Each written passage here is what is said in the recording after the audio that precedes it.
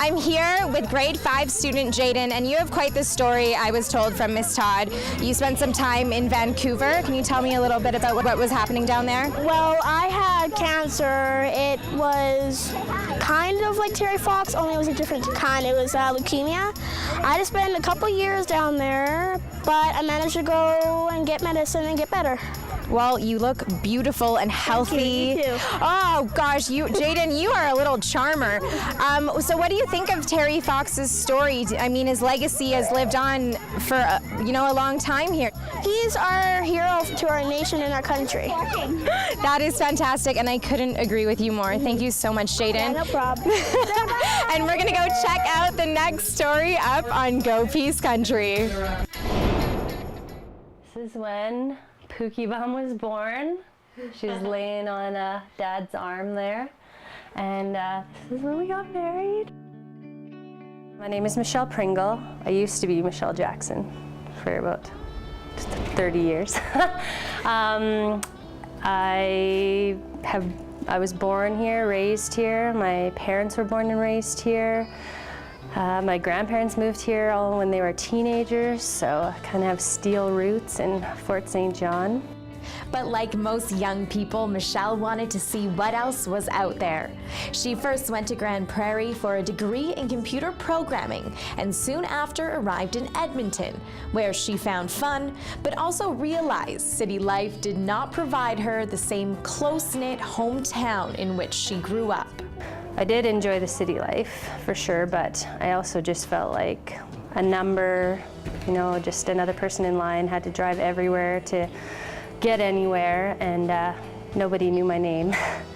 And I ended up moving back to Fort St. John, and then I got into the oil patch and doing safety. And then shortly followed by pipelining, and then back for another short stint of school to become a welder. It is clear Michelle is good with her hands, but bores easily. So it was back at the holiday season that a great idea blossomed. So it was Christmas time, and you can get those animals that are all lit up at Canadian Tire, moose or elk or whatever, and my husband said, oh, we should build some of those, to 2x4 and wrap lights around it, and I thought that was a good idea. So we're in the shop one night, and I said, why don't we build it out of driftwood? And he said, go ahead. He went to bed. So the next day he came out, and I had built an elk. So that night, a new career path was born along with that elk, and it is better known as drifters. Soon, more animals were created by Michelle, and they spawned a whole variety of drifters decor. Is this one of Mom's mirrors? Yeah, it's a big one. Oh. She loves the fact that no two items are ever the same. It is the abstract artist in her that has the eye for the drifters concept. So I usually just find the pieces that I'm looking for, place it out, pre-placed. I like to draw and paint as well, but I can't draw like perfectly. I couldn't draw a face or anything like that, but like abstract I can do. I'm getting recognized now, people are like, oh, what, you do that drifter stuff? That's you? And it's kind of neat. And the best part is she does not have to travel far to acquire the driftwood, as it is local to the Peace region. Well, most of our driftwood comes from Williston.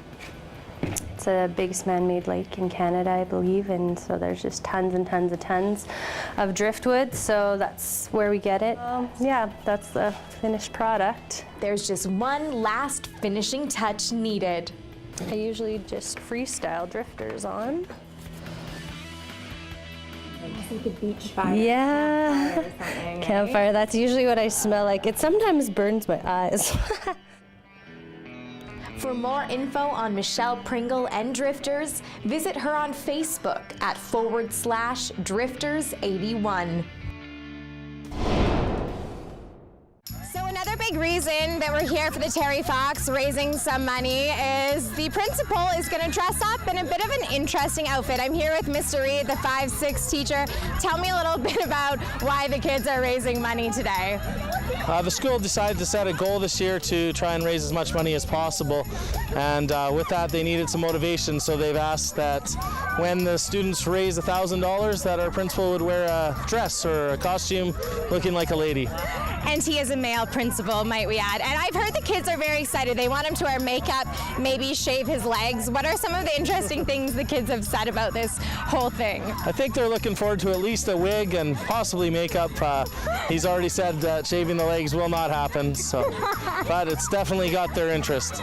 No kidding, it gets them excited about such an important event. How do you feel being a part of this school? I think it's awesome. The kids are really excited, and that just comes from our principal and vice principal and the staff as well. Fantastic. And if you have an upcoming event or are an awesome member of the community, we always love to hear from you. For Go Peace Country, I'm Emily Moyes.